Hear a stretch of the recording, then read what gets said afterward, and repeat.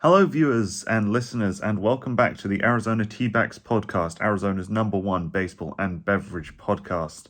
I am your host, Benji, aka GB Diamondback, as always, back to tell you all about the week's action with the Arizona Diamondbacks. And this week, no cup of tea, but instead, I'm back with a piping hot cup of I Told You So and In Your Face, as we're going to be reviewing the series against Detroit and the destruction of the Los Angeles Dodgers. So let's go ahead and get right into it with a bit of a recap of, firstly, the Detroit series. Not a huge amount to talk about there. No big headlines that you'd say, yeah, here's your talking point. It's a bit of a mixed bag. Game 1 was apocalyptically bad. It was 13-0. Diamondbacks got shut out as Tariq Skubal pitched. A pretty impressive game for the Tigers. There's no real confidence at all, just throughout the team, and that Tigers team was a darn sight better than us. Game 2 was 6-4 win, tight deal, and I think it was Ryan Thompson pitching, our Submariner, who earned the win there. And Paul Sewald came in and got back into it with the save. So Sewald's really just delivering exactly what we'd expect from him when he's coming into games, and then there's a lead. Paul Sewald's the guy who's coming in and getting it. But then the real talking point from this week has been the 3-game series against the Dodgers. It's absolutely fantastic news to wake up to if you've been checking in on the scores from British time like I have. Game 1 was a 4-6 loss. The Diamondbacks managed to give up all 6 runs in the third inning and didn't really look like they were going to recover. It was a bit of a pitching experiment with Joe Manaply coming in as the opener. Slade Ciccone came in, pitched twice through the order, and then Bryce Jarvis was coming in as the closer there. A bit of a pitch experiment. Didn't really work. It was Ciccone who gave up all 6 of those runs, and though he's looked absolutely electric first time through the order so far in his Diamondbacks career, that didn't really come off if you bringing in Joe Manaply, the lefty, to be your opener, which was an issue that maybe we faced a little more last year with our pitching of reluctance to bring in an opener, and as such, especially our kind of third and fourth choice starting pitchers were giving up a lot in the first inning. So trying to negate what clearly the pitching staff saw as an obvious weakness in the Diamondbacks pitching run up there by using Joe Manaply for the first inning. Didn't really come off, but yeah, the loss was all Slade Ciccone on that one, despite the fact that he's been pretty good first time facing every batter he's faced this year. Did a solid job otherwise. Bryce Jarvis was okay. I mean, he's a guy that I don't know if I have a huge amount of confidence in, but he did a job, so we'll give him the pass on that one. Game 2 is where things started to turn around a bit. It was a 3-7 win. For the kind of recap, Brandon Pfaadt was the starting pitcher, and it ended up being, for the Dodgers, kind of Shohei Ohtani versus the D-backs. It was a rare kind of off day for Betts and Freeman and co. Ohtani had 4 at-bats, 2 runs, 2 hits, and 1 RBI, which was pretty much everything the Dodgers did in that 3-7 win. Corbin and Cattell both started to wake up there, but the player of the game, Jock Peterson for the Diamondbacks, 2 hits, 3 BBI, 1 home run, and he's player of the game. He's been one of the kind of underrated heroes of the month on MLB.com, if you've been checking in on the news there. Who else was good? Kevin Newman, I found, was really impressive. Kind of who'd have thought he'd be a guy that we'd be looking at and saying, yeah, I think he's sort of owns his spot in the lineup now. Start of the year with Geraldo Perdomo at shortstop with their meniscus tear, and you're thinking, what's going to be the solution there? I mean, Blaze Alexander, he's somebody who's come in. He's a kind of a platoon guy for the D-backs now. Everyone's excited about him as potentially having a good rookie season. Jordan Lawler, of course, is still in the organization, but hasn't really got much game time, much spotlight attention beyond the hype that he received before the season started. But Kevin Newman came in, did a really good job. And if you look at some of our back-end pickups this year, it's Kevin Newman, Randall Grichuk, and Tucker Barnhart. And I think Newman so far has been the most impressive out of those guys. Barnhart's played more games than I think most of us expected to see there in terms of being back up to Gabby Moreno at catcher. I'm not entirely sure Barnhart's going to be the long-term solution to our number 2 catching spot. With the news that Seattle Mariners are potentially looking to trade Harry Ford, the British prospect, I'd like to see the Diamondbacks all over that one. Maybe he could be the number 2 to Gabby. He's got kind of better slugging statistics than Gabby. Batting profile is the same. He gets good contact. He's not the tallest, he's not the strongest, but he gets good contact, covers around the zone really, really well. Good pop-ups, trying to catch runners stealing. And I think having a number 2 like that under Gabby could be something we really should be looking at. But then let's talk back to game 2 before I get too off topic about how the D-backs path to success is just getting all the British players. We already gave up Jazz Chisholm. Let's not talk there. Brandon Pfaadt was pitching, starting pitcher for game 2 for the Diamondbacks, the young guy. His 7th straight start where he allowed 3 ER or less, and I think that's going to kind of speak for himself. He's another one of those guys who's been really quite consistently delivering. Okay, he'll give up, silly home runs in random places, and you just sort of think, well, where the hell did that come from? But that happens with a lot of pitchers. As we'll talk about in a minute, Diamondbacks were on that in game 3 against the Dodgers, and that was against Tyler Glasnow. So I think Brandon Pfaadt, you got to say he did a good job. He's had 43.1 innings pitched in 2024. He's got 41 Ks with a 3.8 ERA, which is some pretty solid numbers when you think about it. And I remember at the start of the year, if you follow certain Diamondbacks pages on Instagram, especially pages that post lots of D-backs hot takes, there was somebody on there who said Brandon Pfaadt will be fighting for the aces spot at the Diamondbacks by the start of this year. And lots of people actually were really piling onto the guy who did this take. And I'd say probably fairly, in the sense that, you look at the Diamondbacks pitching rotation just after we'd signed Erod, and you thought, wow, well, he's got probably 3 guys to get through there. I think Jordan Montgomery came in as well, and suddenly that's 4 guys. I think Brandon Pfaadt, probably one of the best number 5 spot in the rotation guys in the MLB. You'd love to have him as your, theoretically what's supposed to be your worst starting pitcher. If that's Brandon Pfaadt, then you're in a good position to make a push for the postseason. But he's kind of our number 2 guy now. If you look at Zach Gallen as sort of the undisputed number 2, Merrill Kelly's out injured now, Erod's still out injured. So it's sort of between Brandon Pfaadt and Jordan Montgomery for the number 2 of who's going to be where. Troy Lovello came out this week and he said that when Erod comes back, Montgomery will still be ahead of Erod in the rotation. So I think there's a lot of confidence in Jordan Montgomery. He's pitched pretty well so far. But Brandon Pfaadt, if he's just stucking around as the number 5 guy, I don't think he's going to be particularly happy with that, although I'm sure he'll be fine as long as he's playing well. He'll be the number 4 guy with Erod coming back in. If Erod, comes back in and pitches like we know he can, like he did at Detroit. Brandon Pfaadt's, he deserves to be higher up in our rotation, and I think if he keeps pitching the way he has been this year, he'll get there.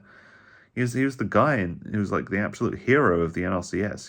He kind of caught 6 straight in his start against the Phillies, and I think that's kind of set his stock quite high, and a lot of people expected him to really kick on this year, and it looks like he's making those strides. So one to watch for the rest of the series, and especially with some teams coming up where you can expect pitchers to do well. We've got the Rangers coming up, which will be a good challenge, a kind of rematch from the World Series. We've got Miami. It's in 2 days' time in the middle of the night if you're watching it UK time. Single game just on the calendar there. So yeah, Brandon Pfaadt expects to see some more out of him pretty soon. Especially with Merrill Kelly out injured. Jordan Montgomery still always an injury risk with a veteran pitcher. He's had some struggles with that this year.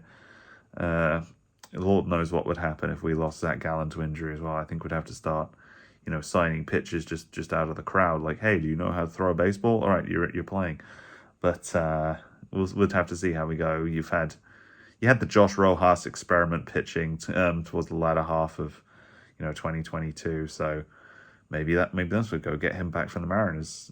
Say, hey, last time we got a player from the Mariners, it was Paul Sewald, and he's a pitcher. All right, you're doing that too.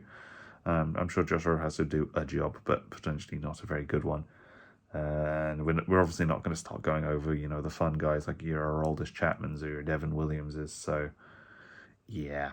Brandon Pfaadt, one to watch. All right, let's talk Game 3 against the Dodgers. An emphatic shutdown on a pitching job from Ryan Nelson, which was not something I was expecting to say at all at the start of this year. Ryan Nelson went up against Tyler Glasnow and earned the win. So that brings Ryan Nelson to 3-3 for the year with a 6.03 ERA in that one, against Tyler Glasnow, who's 6-3 with a 3.09 ERA. And the way the scoring worked out, Dbacks jumped all over it in the 5th inning, got 3 there, 1 in the 6th, 2 in the 8th, and that set it out as a 6-0 win and 9 hits throughout the game, as opposed to the Dodgers, who got 6 hits throughout the game, but no runs, which is good. It was a really impressive job to escape the jams that the Diamondbacks pitching staff kind of got them into on this one. 6 hits on no runs, especially off of Ryan Nelson and Bryce Jarvis, both of whom were the people who were pulling that out of the stocks was the way to do it.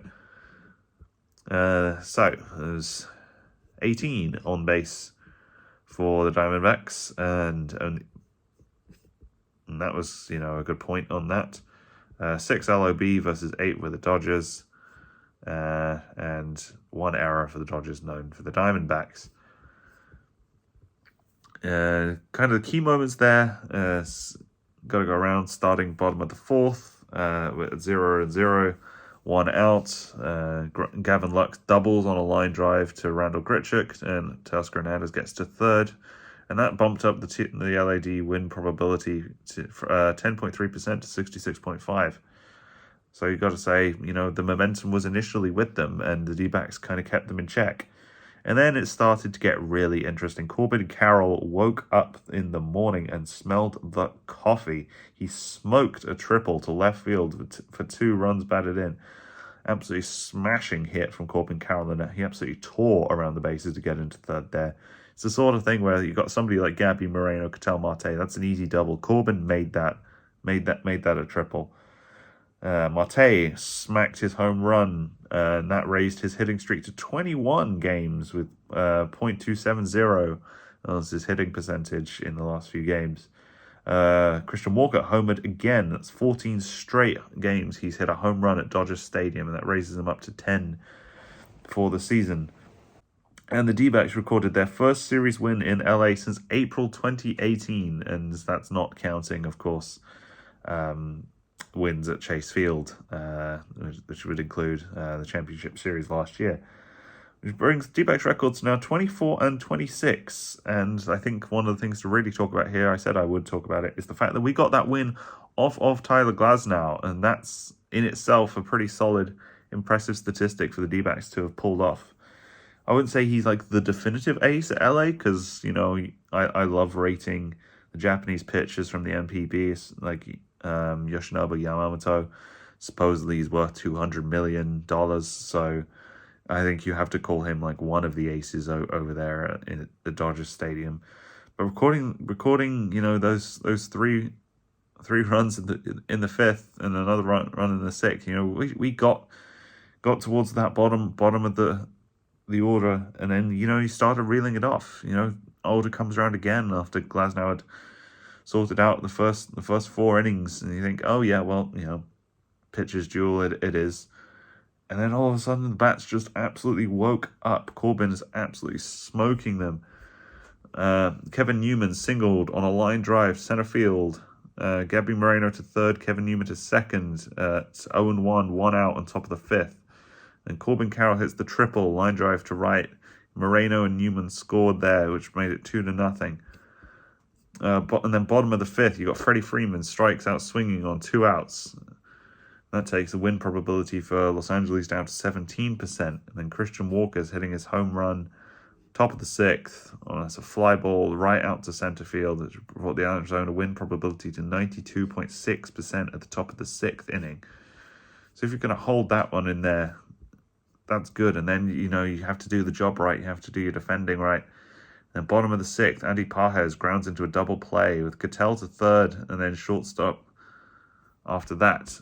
And if you've seen the replay of that one, Cattell Marte was so switched on because he knew that he could basically get the force out there. So he waited. He could have caught that straight off for the single out. He waited for that ball to drop right in front of him, just in front of second base. Let it get on the ground, bounced into his glove, then stepped on the base and then threw to get the second out and make it a double play. And that there is baseball intelligence. And that's the thing that the D-backs maybe needed to work on, was the mental side of the game. Not necessarily always knowing what to do and when and knowing the theoreticals, but having the awareness of what's going on around the bases, what's going on around the diamond, switch the brain on, and then make it happen. And that made your Dodgers win probability just 6.8% by the bottom of the sixth. You didn't get a key moment then until the top of the eighth, where Cattell homers on a fly ball to left field on a solo home run, pushed it up to 98% Arizona win probability. And that home run was a pretty smashing one as well. The exit velocity was 110.3, went 390 feet with a launch angle of 24 degrees, which is, just about doing enough to make it, over the wall at Dodger Stadium. You don't need to go and try and do more than that. You just do what you know you can and make it happen. And I think that's really all you needed it to be. So then you've got to talk about your news following this game. What does it mean? It's kind of frustrating if you're Tyler Glasnow. It's been a pretty tough 13 games or so for the Dodgers. And, I think this sort of wraps that up as like hey, we came, we kicked your teeth in, we left. I'll take that. That's the D-backs that we like to see. The rally backs, answer backs, whatever you want to call them. We're a team that has to play baseball with, realistically a lack of respect for whoever we're playing, because last year we were the underdogs. This year we're less son of that. People are expecting us to be able to go toe-to-toe with these teams, even though these teams spend so much more than us. Like the Dodgers have spent $1 billion on this lineup, and it shows. They can absolutely crush teams when they want to. But we have to not be afraid of that. We have to go and say, yeah, we're going to leave you with a bloody nose, and we're going to take our first series win at Dodger Stadium since April 2018, despite the fact that we are now down with three starters. Three of our starting pitchers are out, like I mentioned. Merrill Kelly's out. Erod's out. Ciccione's just been sent down, even though he was a guy that they thought, he might be the solution to some of our injury woes. So, who is going to be stepping up to the mound, not to the plate in this case? It's stepping to the mound because we're talking about pitchers. Ryan Nelson, obviously the option there, had the win against the Dodgers. His pitching breakdown was actually really interesting. If you're looking at what he's been throwing there, you got to go versus righties. He's got the four-seam fastball, the cutter, the changeup, the slider, and the curveball. He really goes a lot with that cutter, changeup, and fastball combination. But his slider is actually pretty good for a young pitcher. Who's he going up against for those spots that he's going to need? It's Tommy Henry is one. He's been up and down quite a lot between Diamondbacks and then AAA in Reno. He's done okay in Reno when he has been there. But AAA, especially with a smaller ballpark versus Chase Field, especially when it's hot, that's a very different atmosphere to pitch in. Then you got Blake Walston, who I don't know too much about. He's the young guy in our system, and we're thinking he's the guy who's going to have to step up fast, but he's going to earn his shot. And when he gets his shot, a lot of people are saying they think he'll take it. So I'm excited to see what comes of that. But that's your news roundup for the week. Diamondbacks doing what the best of what they can with what they have, which is not what we thought they would have at the start of the season. I think it's his 4 weeks is the ETA on Erod being back. I can't wait to see him in a Diamondbacks jersey, because that's the thing that start of the year I was talking to Rich over at the British Baseball Federation. The very same day we were talking, and that was the signing we made. And I thought, yeah, you know what? I'm okay to introduce myself as a Diamondbacks fan because we mean business, and that is the signing that I thought would be in the mix there. losing them to injury so quickly, along with a guy I like Geraldo Perdomo. Perdomo is clutch in the sense that he doesn't really slug, he doesn't really slap hit. He just walks a lot. He manages to get on base a lot. He makes the defensive plays at shortstop that some of these elite guys do. He's not as tall as like Yureli De La Cruz is, so maybe you don't have to worry too much about the ball slipping under him. His diving plays are pretty quick. He sorts it out in that kind of center left area, and he gets a lot of those pop ups as well in the infield fly rule. That's sort of what he's there to do. So we're going to have to see what this team is capable of if we ever get a 100% fit 40-man roster that's, the number one guy in each position. Healthy competition for each position is good, of course, but you look at Eugenio Suarez, he was kind of looking at what maybe Yaimer Candelario would be the guy who would come in and be that spot, or whether or not you'd go and be getting guys from over at the Giants to be kind of that DH third baseman thing. But, Jock Peterson and Eugenio Suarez are the combo we want there now. So they don't seem 100% all the time, though. Like, Jock can swing out and strike out swinging really quickly sometimes. You think, well, what the heck happened there? Whereas Eugenio Suarez, I still don't think we've seen the best of him in the Diamondbacks jersey yet. He got really good reception a few weeks ago when we went up against the Mariners. Of course, he's an ex-Mariner himself. Same goes for Paul Sewald, and that was good to see. But, the guy doesn't get that kind of reception returning to a ballpark for a different team unless, they're a really good player and they've really performed well. We haven't seen that Eugenio Suarez yet. We've seen some good hitting from him. He's hit some absolute bombs out in Chase Field. We haven't seen enough of him to really say, yeah, he's the same guy.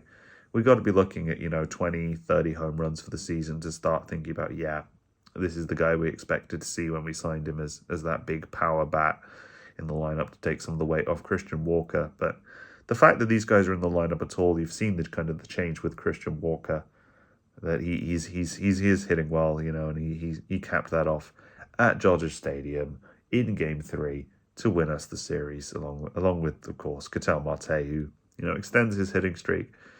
He's getting close now to the record. I think the longest hitting streak in Diamondback history is 30 or so, which was Gonzo in 2001, I believe. I could be mistaken on that. Don't check my math, but I think that's right. So, 10 more games. Can Ketel get there? You got to join us next time, where we're going to be previewing the London series along with some special guests next week, as London series at time of recording is now only 2 weeks away. So I'm looking forward to seeing what all you guys think of that, as it'll be a rare video podcast as we get some guests on. We got Toria, also known as the GB Mets girl, and then we got our friends from over at UK Phillies joining us as well. So we'll see you for that episode. Thank you very much for listening, and I'll see you on the next one.